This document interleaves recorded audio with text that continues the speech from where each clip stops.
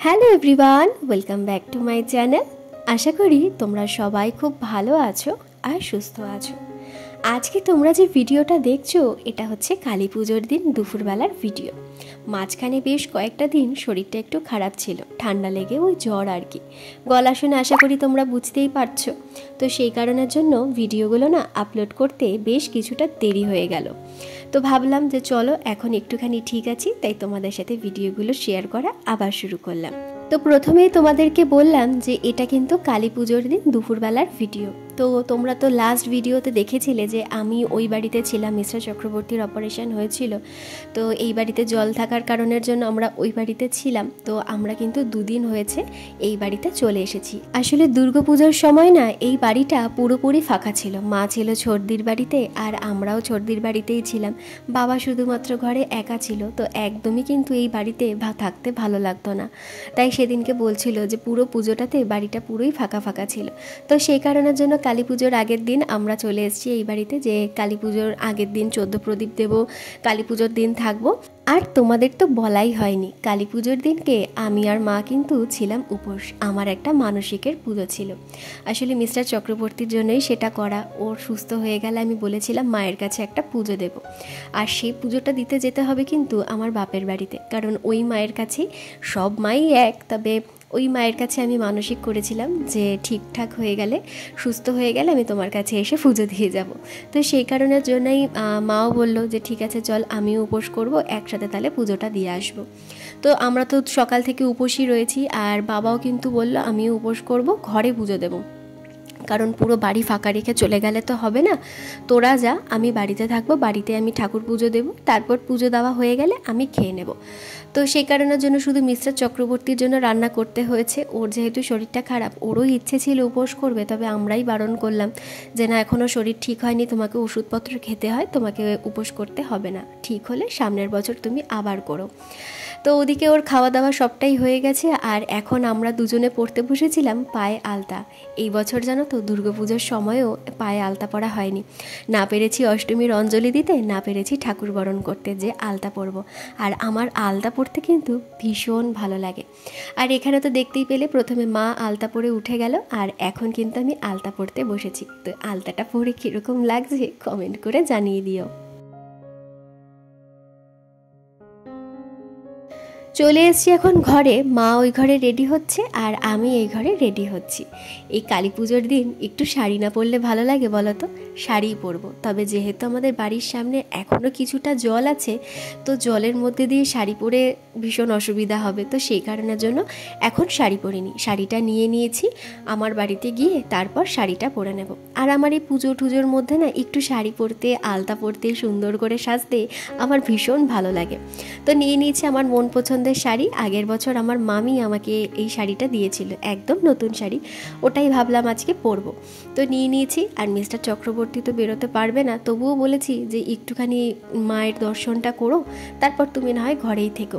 তো জানি না ও কতটা পারবে না পারবে, কারণ এখনও তো শরীরটা পুরোপুরি ঠিক হয়নি। এমনিতেই রিক্সা করে যাবে, একটু জার্কিং হবে, একটু ব্যথা হয়, একটু অসুবিধা তো হবেই না। ওকে জোর করিনি, ওর যদি ইচ্ছে হয়, শরীর যদি ঠিক থাকে তাহলেই ও যাবে। তো এখানে আমি পুরোপুরি রেডি হয়ে গেছি। আরও পাশ থেকে তাই বলছিল তুমি তো ওখানে গিয়ে সাজবেই, তাহলে আবার এখান থেকে সেজে যাচ্ছ কেন? তো এখানে আমি পুরোপুরি রেডি হয়ে গেছি। আর এখন ব্যাগটা গুছিয়ে নেব। কিছুটা গুছিয়েছি, কিছুটা বাকি আছে। মিস্টার চক্রবর্তী বলল যে চলো আজকে কালী পুজোর দিন যাই, আবার ভাইফোঁটার দিনকে আমি চলে আসবো, তুমি ভাইফোঁটার দিন সন্ধ্যাবেলা চলে এসো এই বাড়িতে। তো এটাই আমাদের ঠিকঠাক হয়ে গেছে। তো আর ওর ডাক্তারও দেখানোর আছে, দুখানা ডাক্তার ওকে দেখবে, একটা মেডিসিনের ডাক্তার, একটা হচ্ছে যেই ডক্টর ওর ওটি করেছিল সেই ডক্টর। তো দুখানা ডক্টর দেখিয়ে তারপরে আমরা চলে আসবো এই বাড়িতে। তারপর যে কদিন এখানে আছি সে কদিন এখানেই থাকবো। তো সেই কারণের জন্য বেশি জামা কাপড় নিইনি, 2-3টেই জামা কাপড় আর কি নেওয়া হয়েছে। যে ডাক্তার দেখাতে যাব, কাগজপত্র, সেই সমস্ত কিছু আমাকে গুছিয়ে এখন নিতে হবে। আর এখানেও আমাকে ভালো করে মনে করিয়ে দিল যে জয়ী ওষুধগুলো নিয়েছে তো আমার। আর আমি এখানে সেগুলোই ওকে দেখিয়ে নিলাম যে দেখো আমি সমস্ত ওষুধ কিন্তু তোমার গুছিয়ে নিয়েছি। তো আমারও থাইরয়েডের ওষুধ প্রত্যেক দিন খেতে হয়। আগে না আমি খুব ভুলে যেতাম আমার ওষুধ খেতে, তবে এখন খেতে খেতে না অভ্যেস হয়ে গেছে, এখন আর ভুল হয় না। এই যে দেখো, ওকে সমস্ত ওষুধগুলো আমি একবার বের করে করে দেখিয়ে নিচ্ছি।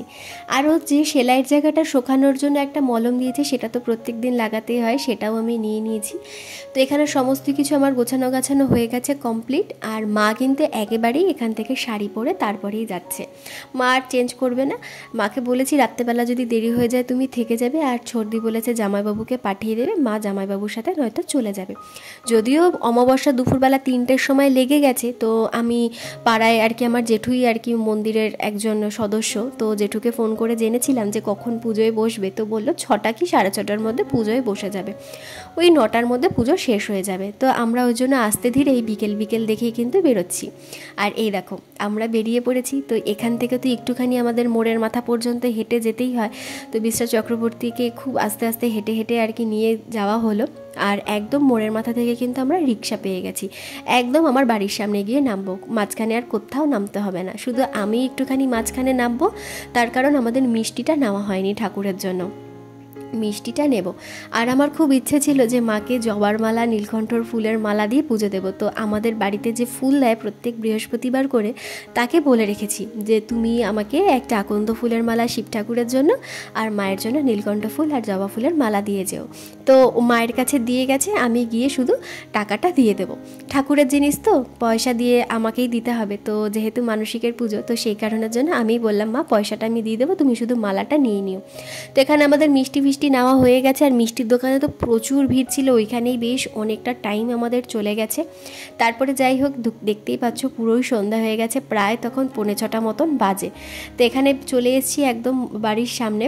এখানে এখনও দেখলাম পুজো কিন্তু বসেনি। তো বাড়িতে এসেই দেখলাম আমার মা সন্ধ্যা দিয়ে নিয়েছে, আমাকে বললো তুই তাড়াতাড়ি রেডি হ, পুজোতে বসার আগে মালা মিষ্টিগুলো দিয়ে আসি, নয়তো পুজোয় বসে গেলে তো আর হবে না। তো এখানে দেখো আমি সুন্দর করে সেজে গুজে রেডি হয়ে গেছি। আর এখানে এখন আমার দায়িত্ব পড়েছে যে সব মিষ্টির প্যাকেটে আমাকে নাম আর গোত্র লিখতে হবে। আর মা আমাকে বলে দিল যে দেখ তোর ফুলের মালাটাও রাখা আছে, তুই একবার ভালো করে দেখে নে। তো এখানে আমি তাই দেখছি যে এখানে 3খানা মালা দিয়েছে, আর প্রত্যেকটা মিষ্টির প্যাকেটে এখন কিন্তু আমাকেই নামটা লিখতে হবে। মানে দিদির একটা মিষ্টির প্যাকেট আছে, আমার বাবা মায়ের আছে, আমাদের একটা আছে। তো এই সব মিষ্টির প্যাকেটে এখন নাম আর গোত্র লিখবো।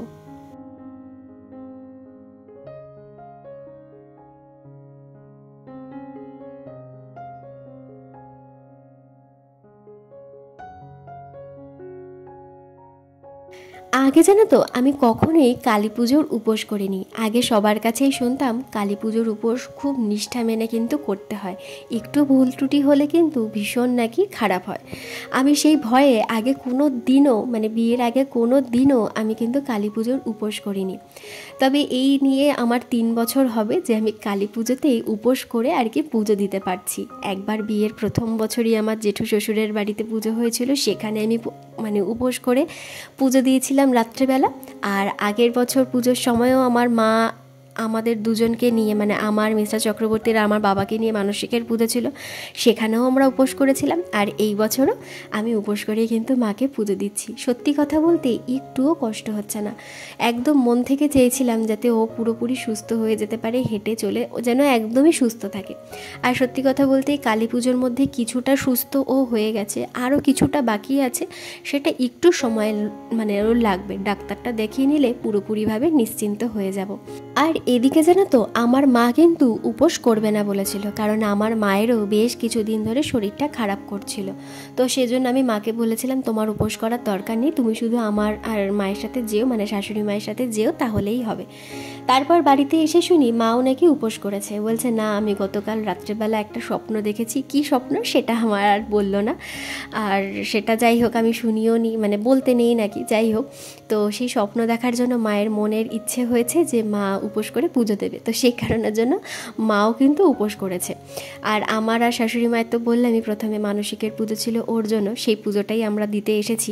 আর এখানে একটা বড় থালার মধ্যে মানে পুষ্পপত্রের মধ্যে সবটা কিন্তু সাজিয়ে গুছিয়ে নিয়েছি। আর এখন আমরা চলে যাচ্ছি আমাদের এই পাশের মন্দিরটায়। আমাদের মন্দিরটা জানো তো আগে এরকম ছিল না, এখন এই 2-3 বছরের মধ্যে এত সুন্দর করেছে কি বলবো তোমাদের। যারা খড়দার আশেপাশে থাকে তারা কিন্তু এক নামে এই মন্দিরটা এখন চেনে, খুব সুন্দর করেছে। আর এখানে দেখো আমরা এসেছি, মালা ফুল মিষ্টি সবই দেওয়া হয়ে গেছে।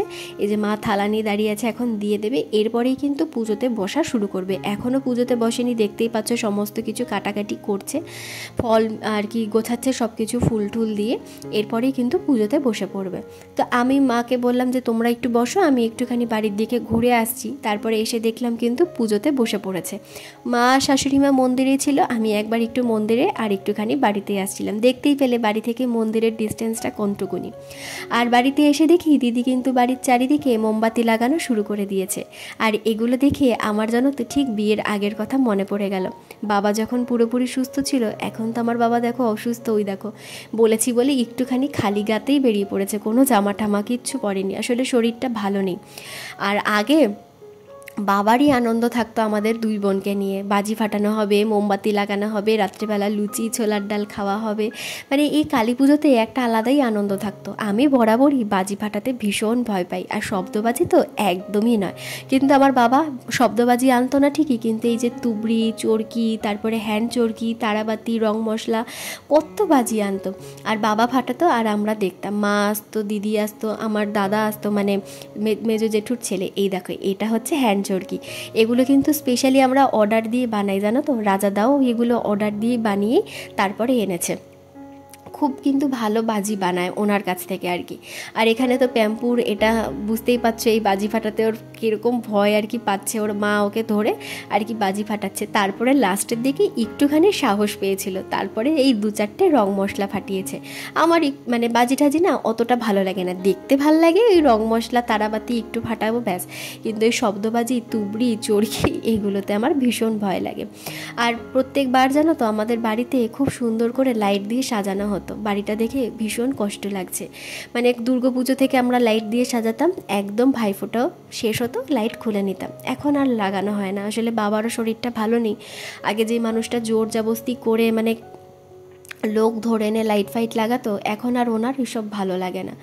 আর এখানে আমাদের পাশের বাড়িতেই ছিল কালী পুজোর দিন লক্ষ্মী পুজো। সেই লক্ষ্মী পুজোতে না নিমন্ত্রণ করে গেছিলো আমাদেরই বন্ধুর মানে বাড়ি, আমারই বন্ধুর বাড়ি একদম পাশাপাশি।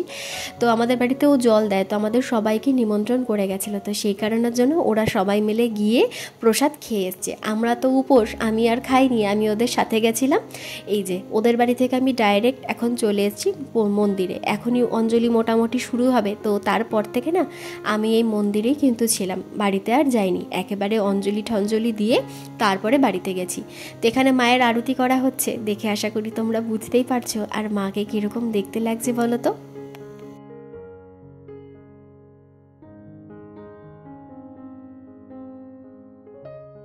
তো সব কিছু হয়ে গেছে, এখন মাকে আরতি করে ধূপকাঠি আর মোমবাতি জ্বালানোর পালা। এই যে আমিও থালা নিয়ে নিয়েছি, সব কিছুই হয়ে গেছে।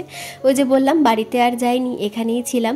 আর এখন কিন্তু মোটামুটি 9টা বেজে গেছে, জানো তো, 9টা বেজে গেছে পুজো শেষ হতে। তারপর শাশুড়ি মাকে অনেকবার বললাম যে মা তুমি থেকে যাও, আজকে আমাদের বাড়িতে থেকে যাও। তো মা বললো যে না। তারপরে ছোটদিকে ফোন করে শুনেছে ছোটদির শরীরটা খারাপ, তো মা আর বললো না থাক, আমি এখান থেকে খেয়ে একেবারে তুই আমাকে রিক্সায় তুলে দে, আমি একেবারে বাড়িতে চলে যাই। তো মা তাড়াতাড়ি করে আর কি, দিদি আর আমার মা তাড়াতাড়ি করে মার জন্য একটু লুচি ছোলার ডাল করলে, এমনি রাত্রেবেলা আমরা তাই খেতাম, তবে একটু তাড়াতাড়ি করে দিল। করে দিয়ে মা ওদিকে বাড়ি থেকে মাকে খেতে বসিয়ে দিয়ে এখন আমি চলে এসেছি মিষ্টির প্যাকেটগুলো নিতে। অনেক জায়গায় পরের দিন মিষ্টির প্যাকেট দেয়, তবে আমাদের এখানে দেখলাম যখনই পুজো শেষ হয়ে যায় তারপরেই সবাইকে কুপন দিয়ে মিষ্টির প্যাকেট নিতে আসার জন্য বলে দেয়। তো এখানে আমি সেটাই নিতে চলে এসেছি। আর আমাদের একটা মালসার জন্য বলা ছিল, তো মালসাও নিয়ে এসেছি। সেটা তোমাদেরকে দেখাতে পারিনি, কারণ সেটা আনতে আমাদের ওপরে যেতে হয়েছিল। আর এই যে ভিডিওটা এখন করে দিচ্ছে, এটা হচ্ছে আমার ছোটদাই ভিডিও করে দিচ্ছে। আর এখানে আমি এখন মিষ্টির প্যাকেট নিতে এসেছি। আর ওই মিষ্টির প্যাকেট নিয়ে একটা গন্ডগোল হয়ে গেছিলো, উনি কিছুতেই বুঝতে পারছেন আমি মিষ্টির প্যাকেট কোনটা দেখাচ্ছি আর কোনটা আমি চাইছি। তো মানে উনি লাস্টে বিরক্ত হয়ে গিয়ে নিজেই আমাকে বলে যে তুমি বসো, নিজে বসে তুমি মিষ্টির প্যাকেট নিয়ে নাও। উনি নাম্বার দেখেও খুঁজে পাচ্ছিলেন না। এই দেখো আমি বসে পড়েছি, এখন নিজেই আমি খুঁজে খুঁজে মিষ্টির প্যাকেটগুলো নিচ্ছি। তো যাই হোক, এখানে আমার সব কিছুই গোছানো হয়ে গেছে, মিষ্টির প্যাকেটও নেওয়া হয়ে গেছে। এখন সোজা চলে যাব বাড়িতে। বাড়িতে এসে দেখি এখনও কিন্তু ওদের বাজি ফাটানো শেষ হয়নি, এখনও ওরা বাজি ফাটিয়েই যাচ্ছে।